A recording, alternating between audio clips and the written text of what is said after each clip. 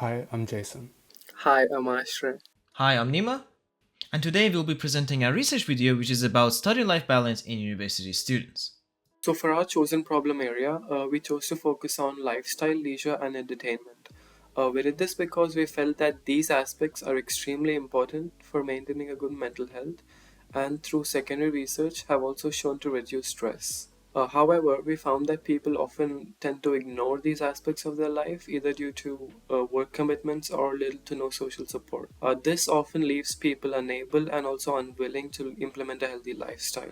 With the onset of the recent COVID 19 pandemic, there has been a notable dip in the lifestyle choices and general well being of individuals. So, ultimately, we felt that addressing these issues would be extremely important to ensure the overall well being of individuals and communities.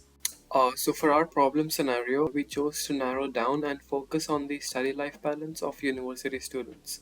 We did this because we felt that uni students often face extremely high levels of stress due to academic pressures, financial strains, and societal comparisons. This often leaves them with little to no energy for socializing and extracurricular activities, and ultimately affects their mental health. Secondary research also showed that these external pressures have been identified as a significant contributor to student burnout. So, we felt that addressing these external pressures and fostering a supportive environment would be essential in mitigating student burnout among students. We also did a competitor analysis looking into existing apps and solutions that work towards mitigating this issue. Firstly, we looked into Loop, which is a habit tracker app that monitors habits. We also looked into Motion, which is a project management tool. Lastly, we looked into Google Calendar, which is used for scheduling and time management. One thing we noticed was that very few apps offer goal setting, and there were no apps we looked into that offered habit tracking and well being tools that were integrated within the app. So, based on our secondary research findings, we came up with our research objective, which was mainly to investigate the challenges faced by university students in achieving a good study life balance. Within this, we aim to explore the different experiences and difficulties that students faced, while also identifying and analyzing the different influencing factors that affected their ability to maintain a good study life balance. So, as you can see, we found several gaps in our secondary research, and we came up with four research questions that aim to address these gaps. Our research questions mainly revolved around the relationship between mental health and burnout, the different factors that influence burnout, and the severity of it, and also the different tools and strategies that uni students use to manage the risk of burnout. After finalizing our research questions, we moved on to constructing a research plan by doing a research triangulation. That included questionnaires to collect quantitative data, interviews to collect qualitative data, and diary studies as a natural and behavioral method to validate data collected from the other two research methods. First, we started by publishing a survey on online platforms such as Instagram and Reddit and left it open for 4 days, which ended up collecting 40 responses. We also included an open ended question to help us structure our future interviews.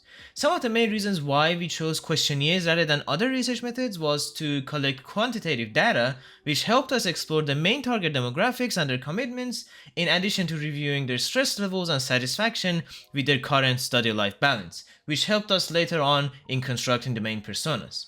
We explored that most students were between the ages of 18 to 20 years old, more than 80% were employed, and 77% had other commitments than working and studying. Then, we realized that only 47% of students use digital and traditional scheduling techniques to manage their day to day activities, and those who do are not too somewhat satisfied with their experience while using these tools. Therefore, only 25% of students thought that they have a good study life balance. After analyzing the data collected from the questionnaires, we were able to fully recognize our main demographics and their commitments, but still needed more data points to review their goals, frustrations, and needs. Then we moved on to conducting 10 semi-structured interviews throughout 1 week and tried our best to interview different students from different universities all over Australia.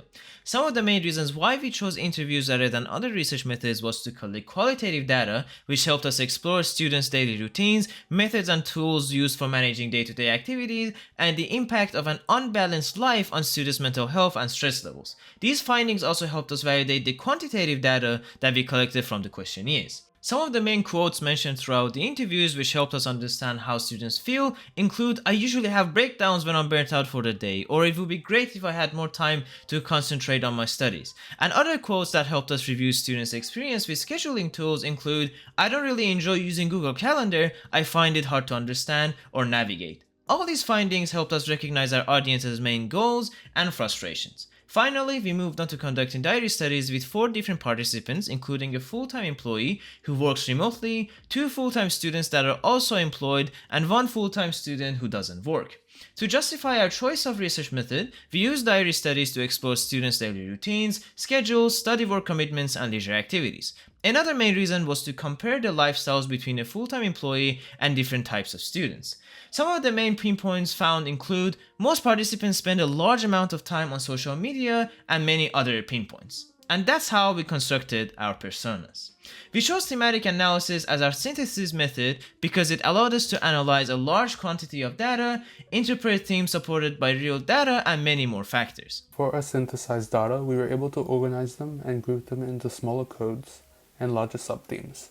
So we had 6 subthemes in total. Subtheme number 1 is that students felt pressured to prioritize work and study commitments due to self-imposed standards and external influencing factors. Subtheme 2 talks about how students employ different levels of effort when it comes to their approaches in organizing their day. Subtheme number 3 is that students tackle mental barriers as a result of unorganized schedules. Subtheme 4 is that students experience inner conflict regarding which aspects of their lives they should prioritize. Subtheme 5 is about mental health and how the positive or negative effects that it has on how students organize their day-to-day.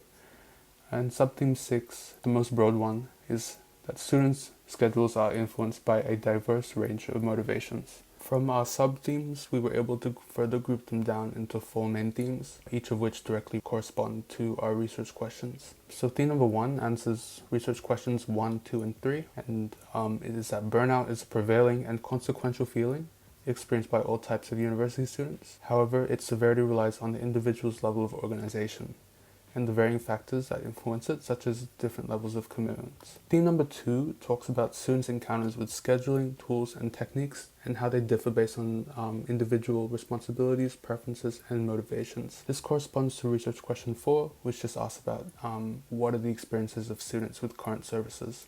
So moving on to theme number 3, we found that factors including workload intimidation, financial burden, and personal priorities contribute towards the emergence of burnout among students, predominantly stemming from an disorganized schedule. This corresponds to research question 2, which wanted to discover the different factors that cause burnout within university students.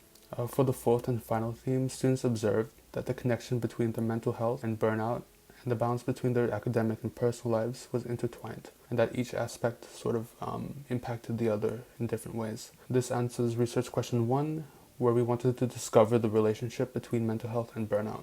So after our thematic analysis was completed, we were able to further refine the problem statement, and so we had now refined it to how might we encourage a sustainable balance between studying and personal life among university students, whilst considering mindful productivity, reducing stress levels, and providing room for increased engagement and leisure. After finalizing our problem statement, we moved on to constructing our personas and storyboards. The first persona we created was Nick, who is a full-time student and a part-time employee. Nick was mainly based off a small majority of our audience and people who participated in our research that use scheduling apps to help them plan their activities but are not fully satisfied with them or even find them hard to use. That's why we created a storyboard to visualize how frustrated Nick gets when he's having a hard time navigating through scheduling apps, which in this case it was Google Calendar, and how his experience affects his day. Then we moved on to our next persona, Rachel, who is studying her master's and is not currently employed. We tried to showcase how she prefers using traditional methods such as writing on a notebook to plan her day rather than using digital apps. Then using a storyboard, we explored how she tries her best to plan her day but is still frustrated that she might not have enough time to focus on her studies and her relationship with her partner. Our final persona was Nick, who is a full-time student but rather to spend the majority of his time on his work commitments because of financial needs. Then by visualizing a day in his life, we were able to showcase how he is fully confident that he doesn't need any scheduling techniques and can easily take mental notes instead, and later on showcase the consequences of his decision. After finalizing our project, we reflected upon our design process and we found a couple of strengths, including how we were able to collect a large amount of data, answer all our initial research questions, cover a wide range of demographics, the advantages of using thematic analysis, and finally how we tried to construct the personas from the start of the research process instead of the end, and how other research methods contributed towards constructing their attributes and characteristics. However, we also found a couple of weaknesses, including because it was our first time using diary studies as a research method, the collected data wasn't as detailed as we expected. And the final two weaknesses was that some interviews were shorter than the others, and also including more open-ended questions in the survey could have helped us moving forward. Thank you all for listening. We hope you enjoyed our presentation.